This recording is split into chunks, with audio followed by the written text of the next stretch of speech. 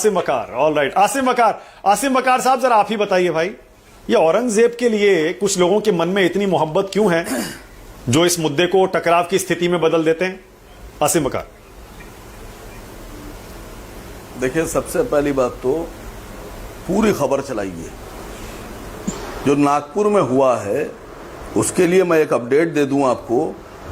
बगैर इजाजत के प्रदर्शन करने के लिए प्रदर्शनकारियों के ऊपर एफआईआर दर्ज हुई है। 3 लोग अरेस्ट हुए हैं। औरंगजेब के लिए जो आप जुलूस निकाल रहे थे, जो प्रदर्शन कर रहे थे उनकी कब्र के लिए, उसमें जो चादर इस्तेमाल की थी आप लोगों ने, बीजेपी वालों को बता रहा हूं, बजरंग दल वालों ने, उस चादर पर कुरानिक आयतें लिखी हुई थी, अल्लाह मोहम्मद के नाम लिखे हुए थे। उनको पैरों से कुचल रहे थे आप। आपका इरादा औरंगजेब के लिए प्रदर्शन नहीं था। आपका इरादा कुरान की और इस्लाम की बेहुरमती करने का था। इसको क्यों नहीं बोल रहे टीवी पर आप लोग? आप दिखा रहे औरंगजेब के लिए पूरा मुसलमान इकट्ठा हो गया। हमारे और हम मुसलमानों के पूर्वज मंगोल आपके मुगल नहीं हैं। हमारे पूर्वज ना जिना है ना मुगल हैं। हमारे पूर्वज हैं मोहम्मद सल्लल्लाहु अलैहि वसल्लम, हजरत अली, इमाम हुसैन, इमाम हसन, हजरत उमर फारूक आजम, अबू बकर सिद्दीक रज़ियल्लाहु अन्हु, उस्मान गनी। आप इस बात को क्यों भूल रहे हैं? दूसरी बात, मैंने बीजेपी प्रवक्ता की अभी एक बात सुनी। उन्होंने कहा कि औरंगजेब इतना क्रूर था कि उसने गुरु गोविंद साहिब जी के 2 साहबजादों का कत्ल कर दिया। हम भी कह रहे हैं क्रूर था, नहीं करना चाहिए था। लेकिन 1984 में हजारों सिखों का कत्लेआम किया गया, नरसंहार किया गया। सिखों को उन्हीं की पगड़ियों में बांधकर जिंदा जलाया गया। क्या वो सिख गुरु गोविंद सिंह साहब की औलादे नहीं थे? उनके बेटे नहीं थे? क्या जो अमृतसर में गोल्डन टेंपल में बब्बर खालसा के चीफ जनरल सिंह भिंडरेवाला के साथ हजारों सिखों को मारा गया, क्या वो सिख गुरु गोविंद सिंह साहब की औलादे नहीं है? उनके बेटे नहीं है गुरु गोविंद सिंह के? 2 बेटों के लिए आप कह रहे हो कब्र उखाड़ के फेंक दो, तो क्या फिर आप यहां पे ये डिमांड करेंगे कि इंदिरा गांधी जी की और राजीव गांधी जी की जो समाधियां उनको उखाड़ेंगे आप सरदारों के नरसंहार के लिए? कितने लोगों की समाधियां उखाड़ेंगे आप? आप यहां बैठकर उल्टी सीधी हिस्ट्री बता रहे हैं, उल्टी सीधी बातें कर रहे हैं। पूछे सिन्हा साहब से जो मैं बोल रहा हूं, क्या 1984 में गुरु गोविंद सिंह साहब के हजारों साहबजादों को, बेटों को कत्ल नहीं किया गया? आसिम बकार 1984 और गोल्डन टेंपल में जो ऑपरेशन ब्लू स्टार हुआ, लड़ाई उसकी तुलना आप औरंगजेब ने जो अत्याचार किए उनसे कैसे कर सकते हैं? औरंगजेब एक मुगल शासक था जिसने अत्याचार किए।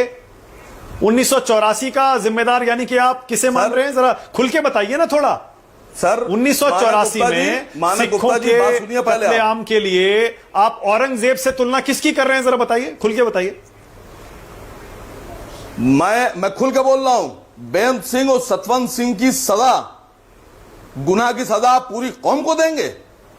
सड़कों में नरसंहार कर देंगे?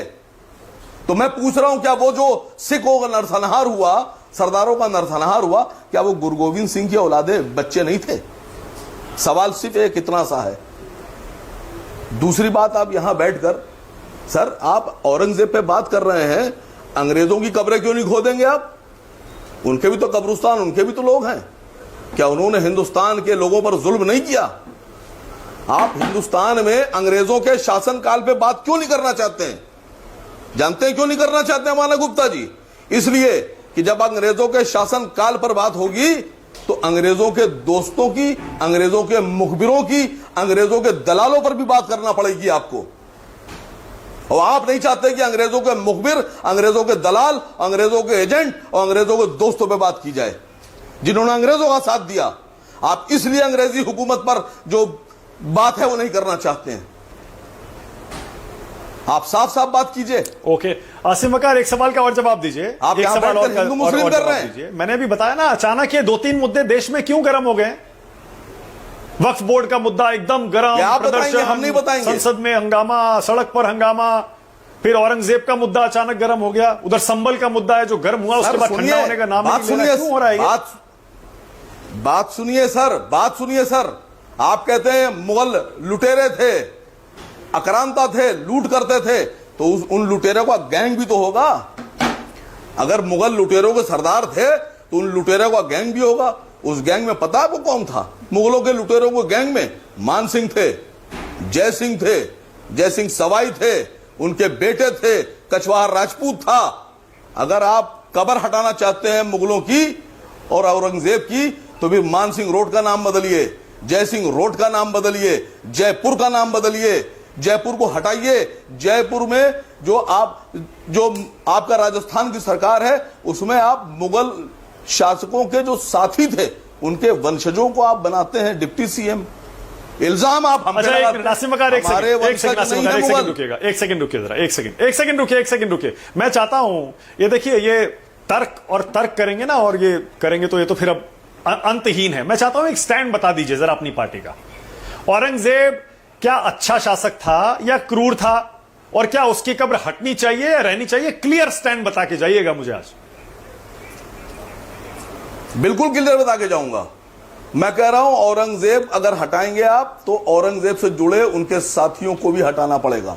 आप मान सिंह के ऊपर क्यों नहीं बोल रहे हैं? आप जय सिंह पे क्यों नहीं बोलते हैं? आप डरते हैं जय सिंह पर बोलने से?